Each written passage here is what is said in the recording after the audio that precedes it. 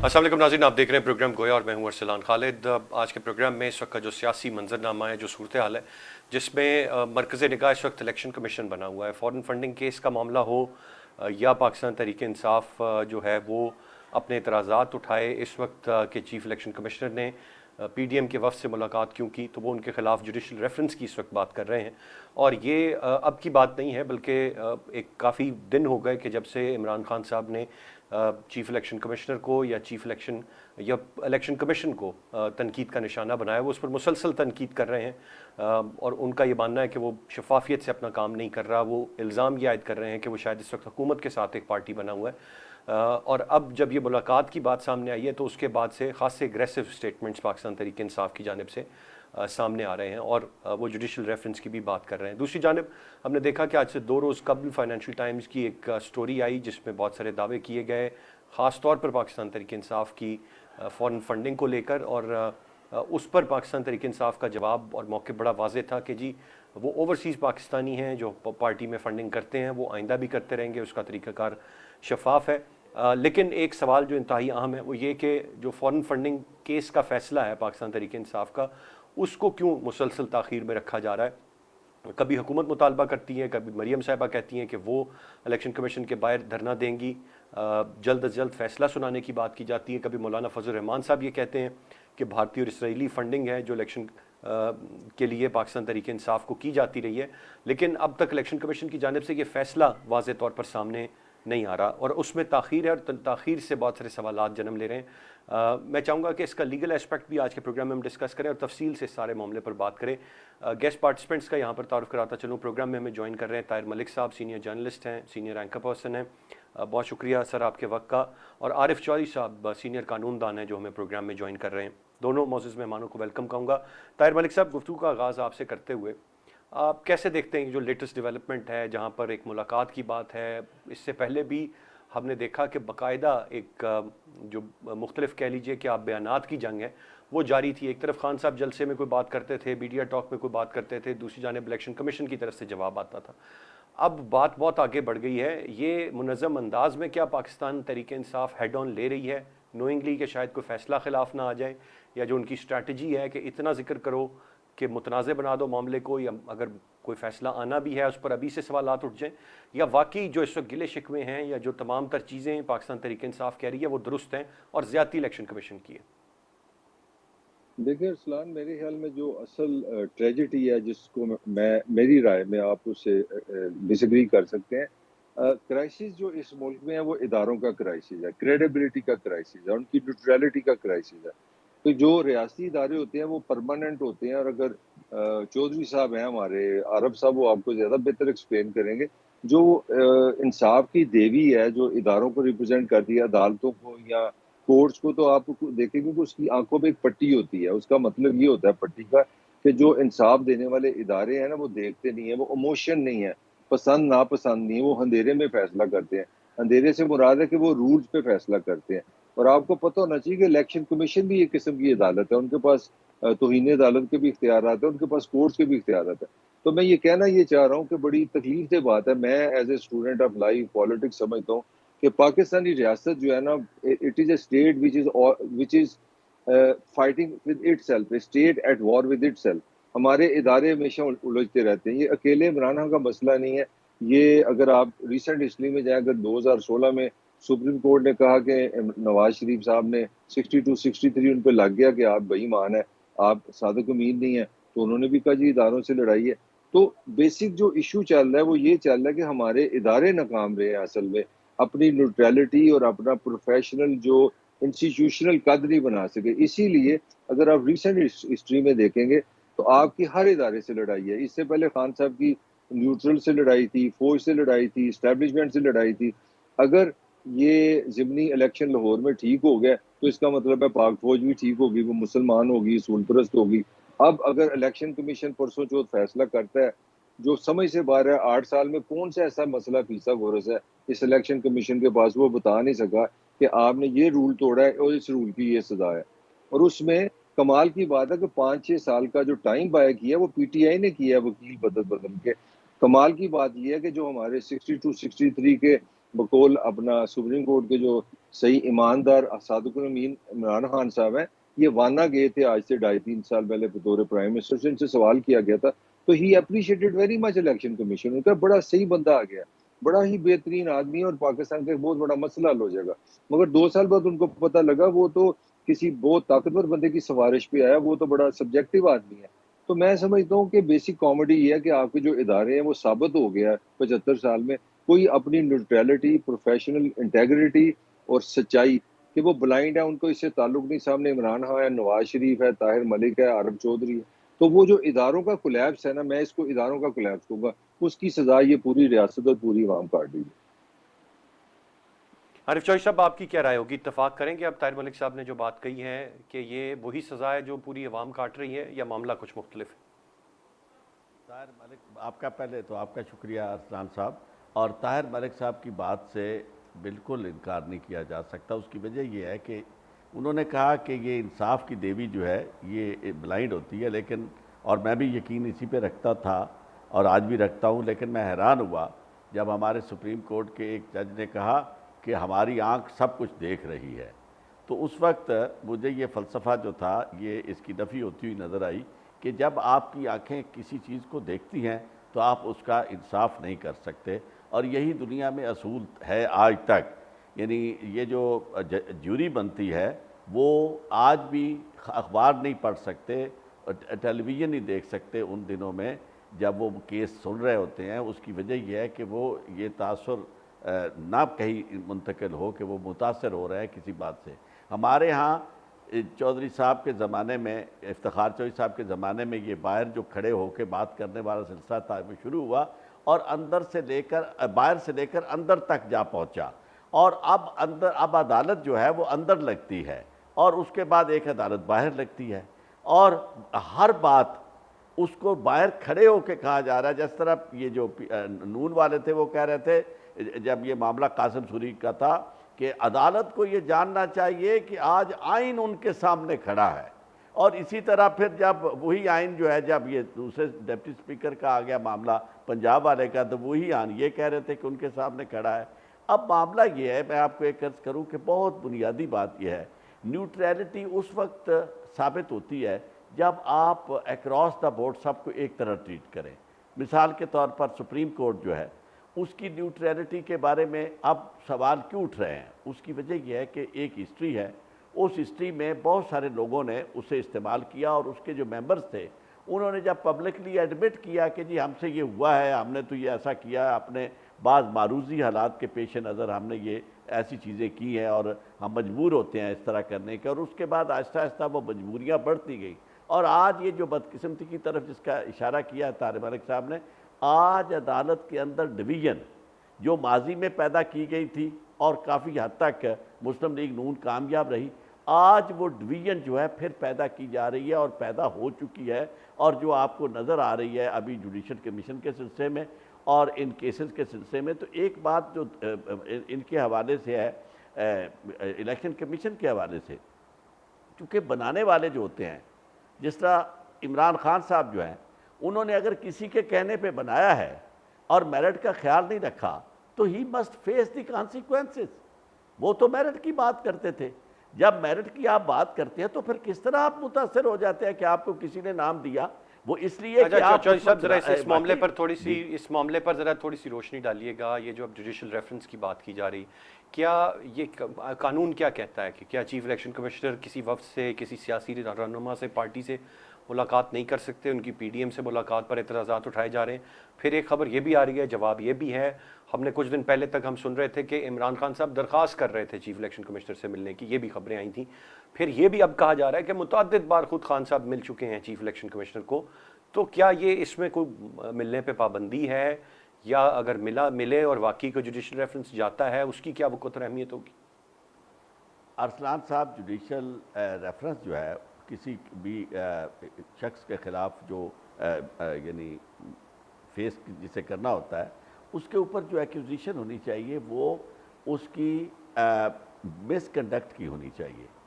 अब और उस मिसकंडक्ट में बहुत सारी चीज़ें आ जाती हैं कि उन्होंने अपने इख्तियारात से तजावज़ किया है या कोई ऐसी चीज़ उनके ख़िलाफ़ करप्शन या बदयांती के हवाले से आप पॉइंट आउट करते हैं। जहाँ तक ये मुलाकातें हैं, मुलाकात आज तक कभी भी चाहे ये लग रहा हो कि जी आप पीडीएम वो ये कह रही है कि जी आप इसका फैसला करें और इससे मिल रहे हैं, ये कोई ऐसी बात नहीं है कि जिस बुनियाद पर रेफरेंस दायर हो सके। उसकी वजह यह है कि पीडीएम का ये हक है, जिस तरह इनका ये हक है कि ये उनसे जाके मिले और उन्हें कहे कि जनाब आप पीडीएम के खिलाफ, इनकी जो जमातें हैं उनके खिलाफ भी आप फॉरेन फंडिंग का फैसला हमारे साथ करें।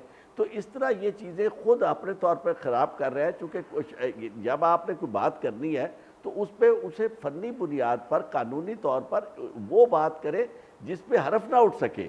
यानी दोनों तरफ से ऐसे लोग हैं जो बग़ैर सोचे समझे, बग़ैर पढ़े लिखे बातें कर देते हैं और उसके बाद फिर उन्हें सफ़र करना पड़ता है। एक बात उस ज़माने में जब इन्होंने डस्का वाले मामले में सीधा धर लिया था चीफ इलेक्शन कमिश्नर को, उस वक्त भी मैंने गालिबन आपके प्रोग्राम में या कहीं और कही थी, मैंने कहा कि ये कोई तरीक़ेकार नहीं है। प्राइम मिनिस्टर ऑफ पाकिस्तान जो है, अगर वो मुतमिन नहीं है तो और समझता है कि जी उन्होंने कोई मिसकंडक्ट किया है, तो उस मिसकंडक्ट की कार्रवाई आप करें। आपको क्या हक पहुंचता है कि उस ज़माने का प्राइम मिनिस्टर या आज इस ज़माने का प्राइम मिनिस्टर बराह रास्त उन्हें इस ना तो डिक्टेट कर सकता है और ना इस तरह मुखातिब होकर उनकी तौहीन कर सकता है, क्योंकि वो इदारा है इलेक्शन कमीशन आपका। उस हर इदारे को अपने तरीके से आपने राइट। इस गुफ्तगू का सिलसिला जारी है, एक ब्रेक की जाने पड़ेंगे, ब्रेक से वापस आकर मजीद बात करते हैं, साथ रहिएगा।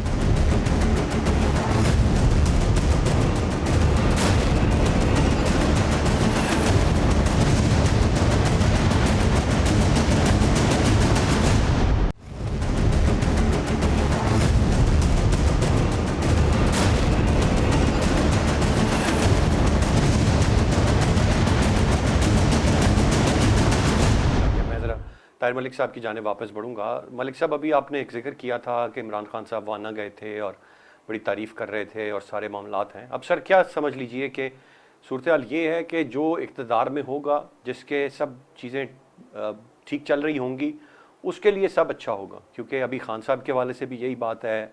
फ़ौज के उनके साथ बेहतरीन ताल्लुकात थे, इंसाफ का बोलबाला था, इलेक्शन कमीशन काम कर रहा था, नैब बेहतरीन एहतसाब कर रहा था, और जैसे ही कुर्सी छिनी किसी के लिए भी, मैं ये खान साहब की बात नहीं कर रहा, तो फिर सब के सब नुक्स, खराबियाँ, मसाइल नज़र आना शुरू हो जाते हैं। फिर कोई इदारा भी ठीक नहीं रहता या उसको तनकीद का निशाना बनाया जाता है। क्या यही एक तरीक़ाकार है या इससे हट के कुछ है? देखें ना, फंडामेंटल पहले फ्लॉ हम कोशिश करते हैं समझे पाकिस्तानी रियासत का फ्लॉ क्या है। पाकिस्तानी रियासत का फ्लॉ है कि हमने जो कपड़े पहने हैं ना, वो बेसिकली लंदन से आते हैं। आप लाहौर के रहने वाले, यहाँ पे एक लंडा बाजार है, तो आप वहां से जाकर ना इंग्लैंड की शर्टें, इंग्लैंड के कोट, इंग्लैंड के बूट पहन लेते हैं, तो आप गोरा साहब बन जाते हैं।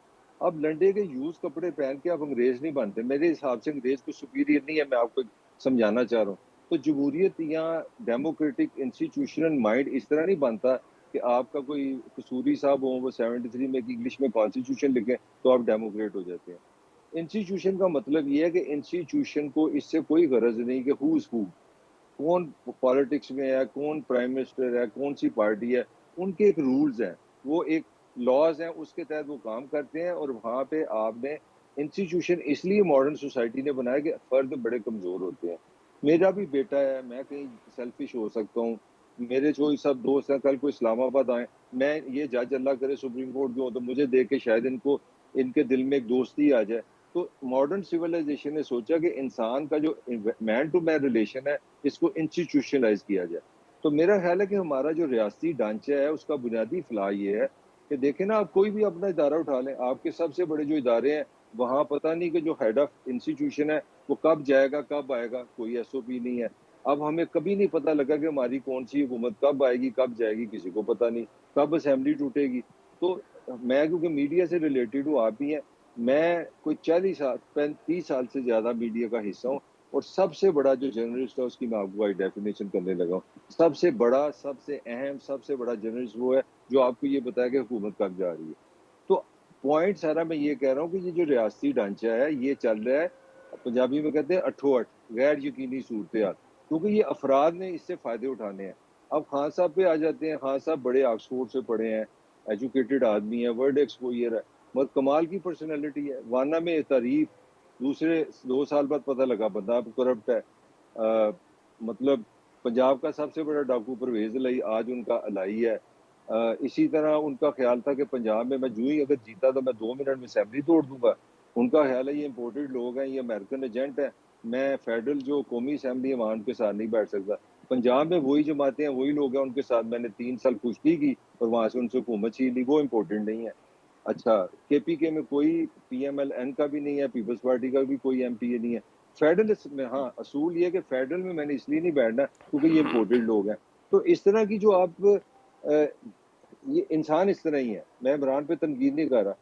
ह्यूमन की ये जो सेल्फिशनेस है या चीज़ों के साथ वेरिएशन को कंट्रोल करने के लिए इदारे बनाए गए थे और हमने इदारे बनाए लंडे बाजार के। हमने वो इंग्लिश तो ले ली, वो चीज़ें ले ली, ना स्पिरिट है, ना इंस्टीट्यूशन को ये ख्याल है कि हम ह्यूमन सर्विस के लिए आए हैं। ये जो इलेक्शन कमीशन है, ये जो सुप्रीम कोर्ट है, ये जो रियासती मशीनरी है, ये मेरे टैक्स पे बैठी है, मेरी खिदमत के लिए। तो वो माइंड अंदर से हुक्मरानों का है।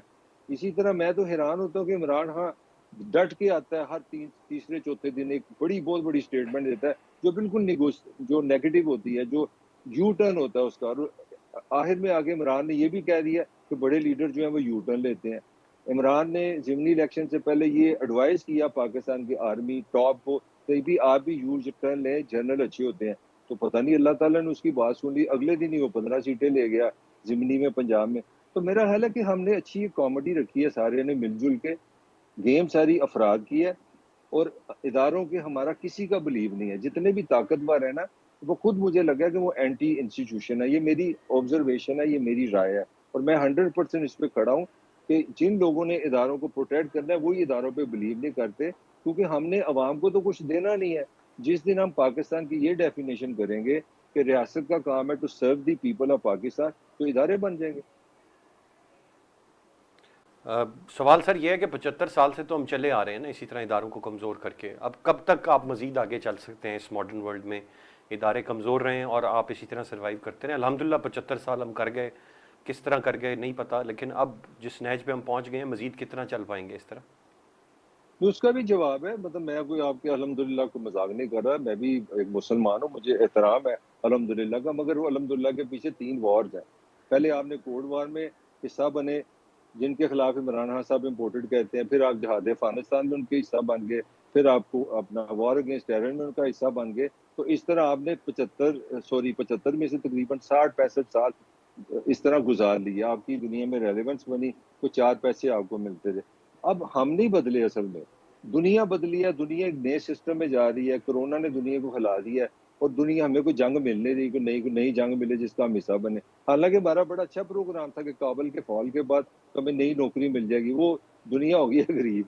तो मेरा ख्याल है कि मैं अब ये पॉज़िटिव बात करने लगा हूँ मज़ाक के अलावा। मुझे लगा है कि पाकिस्तान के लिए बड़े अच्छे हालात बन गए हैं, वो इस तरह अच्छे बन गए हैं कि मौजूदा निज़ाम जो है ना, वो अपने लिए भी बारी बन गया है। तो अब वक़्त आ गया है कि निज़ाम के सँभालने वाले पॉलिटिशियन और अवाम सोचें कि यार हमें प्रोडक्टिव माशरा बनाना है, हमने एजुकेशन पे ज़ोर देना है, हमने ह्यूमन डेवलपमेंट पे ज़ोर देना है। ये अल्फाज़ी, ये टॉक शो, ये लड़ाई झगड़े, इससे हम कहीं नहीं जाएँगे। मुझे लगता है कि पाकिस्तान का अच्छा टाइम आ गया। अच्छा, बिल्कुल सही सर, ये मुश्किल वक्त से ही निकल के अच्छा वक्त आएगा। मैं ज़रा आरिफ चौधरी साहब इस मामले को ज़रा कंक्लूड करते हैं। आपको एक तो ये कि फ़ैसला महफूज कर लिया फ़ॉरेन फंडिंग पे, फिर इतनी पहले ही ताख़ीर थी, फिर अब आप फ़ैसला सुना नहीं रहे हैं, सुनाने में मज़ीद ताख़ीर है। इसके पीछे क्या रीज़न हो सकती है और क्या ये जितना प्रेशर एग्जर्ट इस वक्त कर रहे हैं, डाल रहे हैं खान साहब इलेक्शन कमीशन पे, ये वाकई कुछ तब्दील कर देगा? क्योंकि अब तक हमने उनकी जो स्ट्रैटेजी देखी है किसी भी मामले पर, और अभी जिसका तज़किरा ताहिर मलिक साहब ने भी अपनी गुफ्तगू में किया कि उनके कोई बयानात शायद उनके काम आ जाते हैं, कोई चीज़ें, तो ये जितना सख्त इस वक्त स्टांस पीटीआई ने और खान साहब ने ख़ास तौर पर लिया हुआ इलेक्शन कमीशन के हवाले से, ये असरअंदाज हो सकता है किसी भी तरीके से कोई भी जो फैसला आता है उस पर? इसमें अरसलान साहब एक बात हमें इलेक्शन कमीशन के हवाले से भी देखनी पड़ेगी, चूँकि दोनों तरफ से, क्योंकि हमने बड़ी बैलेंस न्यूट्रल बात की है। ये जो इलेक्शन कमीशन है ना, उसका अपना रवैया भी इस लिहाज से बहुत ज़्यादा परेशान कुन है। उसकी वजह यह है कि इलेक्शन कमीशन के 2-4 फैसले बाकी को पीछे हम छोड़ देते हैं। ये जो ख़ास तौर पे यानी डिक्लेयर ना करना है, यानी उन लोगों को कानून ये है कि जब वो हो जाएंगे डिसक्वालीफाई, तो उनकी जगह जो आपकी मखसूस नशस्तें हैं वो फौरी तौर पर आप नोटिफाई करेंगे। एक ये बात, लेकिन इसे मैं छोटी बात कहता हूँ, बड़ी इस लिहाज से भी है कि आपने उसके बाद बाकायदा इसके खिलाफ इलेक्शन कमीशन होते हुए आपको रहनुमाई की ज़रूरत अदरवाइज नहीं थी। आपको खुद फैसला करना चाहिए। आप अदालत जो है, आप जा रहे हैं हाई कोर्ट में और फिर वो हाई कोर्ट में वो जा रही पार्टी और आप उसके खिलाफ इंट्रा कोर्ट अपील में जा रहे हैं। और दूसरा, इलेक्शन कमीशन ने एक साबित किया कि इलेक्शन कमीशन पार्टी है अपोजिशन के साथ। और वो कैसे साबित किया कि इलेक्शन का फैसला जो नहीं हो सका उस वक्त, ये दुनिया जानती है, अदालत में ये बात तयशुदा है कि वो इलेक्शन कमीशन की वजह से हुआ। इलेक्शन कमीशन उस वक्त अपना जवाब आईनी खो बैठा था जब इन्होंने कहा कि जी हम 3 महीने के अंदर इंतखाब नहीं करवा सकते क्योंकि ये इनकी कॉन्स्टिट्यूशनल रिक्वायरमेंट है। और इसके अलावा अब जो इस फंडिंग के बारे में मामला है, फॉरेन फंडिंग का मामला पहले आज से पहले तय नहीं हुआ, इसके कभी भी रूल्स जो है वो बने नहीं हैं। अब पहली दफ़ा हो रहा है मामला, क्योंकि सारी पॉलिटिकल पार्टी जो है इस मामले में कन्फ्यूजन का शिकार है। अब आपको देखें वहाँ क्या है, मैं ज़ाती तौर पर बैरी एंड बैरी को जानता हूँ, जिसमें एक हमारा एडवोकेट जिसका काबोकी से ताल्लुक है, वो उसका हिस्सा है। उसने जो चेक काटा, जी वो चेक उसने आसिफ चौधरी, वो उसने बैरी एंड बैरी का चेक जो है वो खुद उसके पास यानी दस्तखत के इख्तियार है और उसका मुश्तरका चेक है। अब उसको भी मैं जब सुनता हूँ कि जनाब ये इसराइल से फंडिंग हो रही है, एक बात तो ये होगी, दूसरी बात ये कि जो आपने मामलात को तय करना है और अक्रॉस द बोर्ड कोई फैसला करना है तो उसे सामने रखें सारी पॉलिटिकल पार्टीज जो मेन आपके सामने मौजूद है, ताकि ये एतराज़ उनका ख़त्म हो जाए उन पार्टी। और ये लगे ना कि आप पिक एंड चूज़ कर रहे हैं और सिलेक्टिव जस्टिस आप दे रहे हैं। हर जगह सिलेक्टिव जस्टिस का नज़र आना जो है ये उसकी क्रेडिबिलिटी को इदारे की मशकूक करता है, तो उसमें वो ये नहीं कर रहे। और बाकी अब तक हर मामले में एक पार्टी बन के बैठे हैं। जहाँ तक इमरान खान का मामला, मेरे हिसाब से अब इतना ओपनली इमरान खान और इलेक्शन कमीशन आपस में एक दूसरे के दुश्मनी में जा चुके हैं कि वो किसी सूरत में बर्दाश्त नहीं करेंगे कि ये इलेक्शन कमिश्नर रहे। उसके लिए उन्हें जो भी दबाव डालना पड़ा। लेकिन जोशर इसमें एक और भी बात है। अब आप ही की बात जो आपने कही है कि इस हद तक दुश्मनी में जा चुके हैं। अब मान लीजिए लेट्स सपोज कि फैसला अगर, तो फिर खान साहब की या पीटीआई की बहुत अच्छी स्ट्रैटेजी है, अगर फैसला कल आता है और वो फैसला पीटीआई के फेवर में नहीं आता, वो खिलाफ आता है, तो फिर तो सीधी सीधी बात होगी कि जी मैं तो कहता चला आ रहा था कि ये ज़्यादती करते हैं, इन्होंने देखे मेरे साथ फिर ज़्यादती की है। और नैरेटिव की जंग तो खान साहब ने जीती है, इसमें तो कोई दूसरी राय नहीं है। तो फिर यहाँ भी जीत खान साहब की होगी। उनका वोटर सपोर्टर तो जो वो कह दें वो हतमी समझता है, फैसला जो भी खिलाफ आ जाए और हक़ाइक़ पर मबनी भी हो तो कोई मानने को तैयार नहीं होगा। अरसलान साहब, ये तो ऐसा हुआ है ना, मैं आपको एक अर्ज़ करूँ कि यही काम दोनों पार्टियों ने किया है। मुस्लिम लीग नून को जब बिल्कुल एक नविश्ता दीवार केस था जब नज़र आना शुरू हुआ, तो उन्होंने पूरा जोर लगा दिया कि वक्त से पहले हम इदारों को, सुप्रीम कोर्ट को मुतनाज़ा कर दें। इसी तरह इनका मामला जो है, इन्हें भी ये पता है कि जिस तरह का फ़ैसला उन्होंने करना है, चाहे वो फ़ैसला बारसूरत मुझे जो लगता है वो ममनुआ फंडिंग से ज़्यादा ये आगे जा नहीं सकते, चूँकि उसको फॉरेन फंडिंग करार देना मुश्किल है। और ये बात तस्लीम भी की गई अनवर मंसूर के जब आर्गूमेंट्स हुए। लेकिन ये कि सब कुछ के बावजूद जो फैसला आएगा उसके असरात तो यकीनन मुरतब होते हैं और उसका एक पॉलिटिकल इम्पैक्ट होता है, लोगों की नज़र में वो क्रेडिबिलिटी जाती है। लेकिन ये बात भी आपकी बहुत ज़्यादा वजनी है कि भले ही एक फैसला खिलाफ आ भी जाए इस तरह का, जो लोग अब चूँकि वो उस कल्ट में आ चुके हैं जिसे हीरो कल्ट कहते हैं। और हीरो कल्ट ये होता है कि उस पर आप जितनी मर्जी इल्ज़ाम लगाते, जो मर्जी, जो लोग इमरान खान को अब तस्लीम कर चुके हैं वो इमरान खान के साथ हैं, उन्होंने रहना है। लेकिन इससे नुकसान जो हो रहा है वो ये है कि हर लिहाज से वो इस इदारों की क्रेडिबिलिटी का और इदारों की क्रेडिबिलिटी का क्राइसिस वो मुल्क के लिए सबसे ज़्यादा खौफनाक क्राइसिस होता है। गुफ्तगू का सिलसिला जारी है, एक ब्रेक की जाने पड़ेंगे, ब्रेक से वापस आकर मज़ीद बात करते हैं, साथ रहिएगा।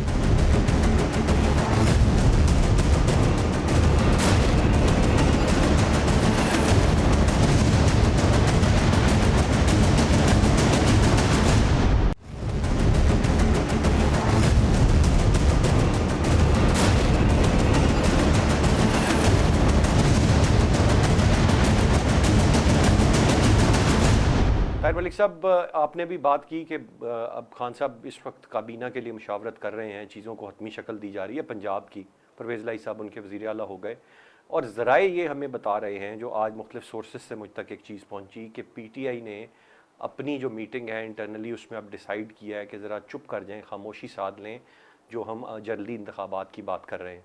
ज़रा अब इससे थोड़ा सा पीछे हटते हैं। और फिर अगर केपी में आप फुल स्विंग में गवर्नमेंट चला रहे हैं, यहाँ आप काबीना फॉर्म कर रहे हैं, असम्बलियाँ आप तहलील नहीं कर रहे, तो अब आप समझते हैं कि जो इंतखाबात हैं वो अपने वक्त पर ही जाकर होंगे और अब कोई ऐसी जल्दबाजी की बात नहीं रही है।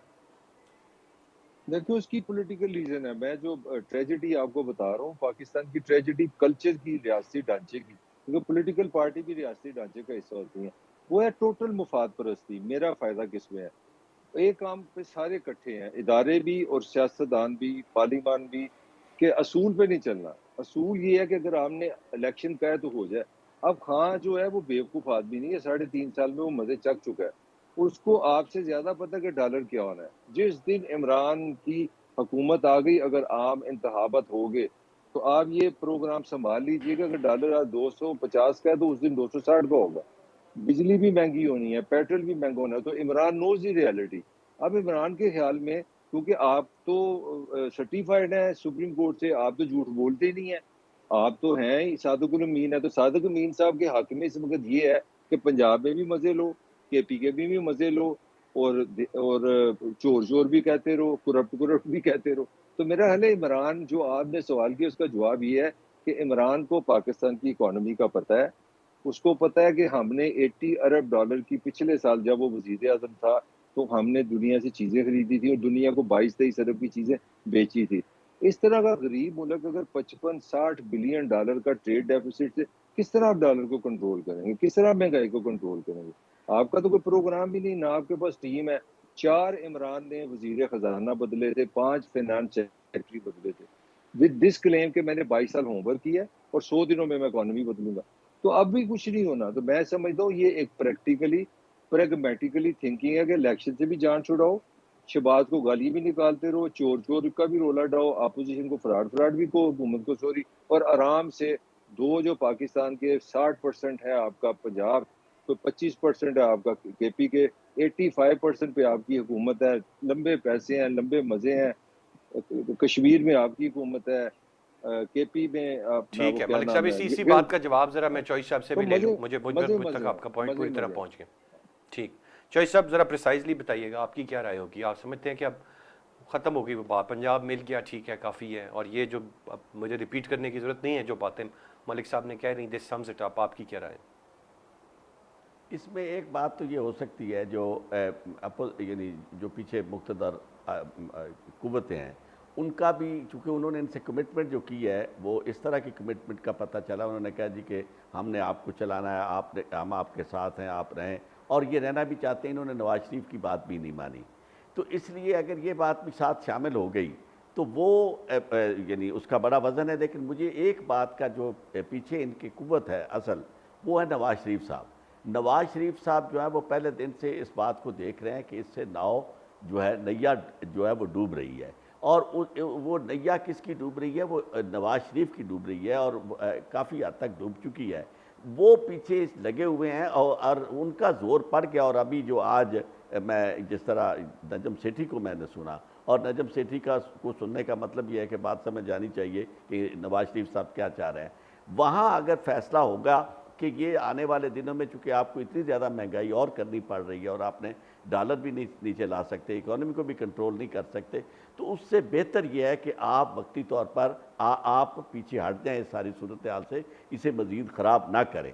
अब मामला ये है कि दो तरफ, यानी एक तरफ ये मौजूदा गवर्नमेंट और उनके साथ वो मुक़्तदर कुव्वत है, यानी वो एक तरफ है, और दूसरी तरफ है नवाज शरीफ। और नवाज शरीफ और इनके साथ जो है अपने इमरान खान, उनके लिए बेहतरीन स्ट्रेटजी ये है कि वो इस सारी सिचुएशन में अपना प्रेशर बढ़ाते चले जाए कि जी राइट। सर पॉइंट आ गया सर, हम एक्सीडिंग द टाइम लिमिट। बहुत बहुत शुक्रिया अदा करना चाहूँगा दोनों रिस्पेक्टेबल गेस्ट का। आज के प्रोग्राम से इतना ही। अरसलान खालिद को इजाज़त दीजिए, अल्लाह ने के बाद।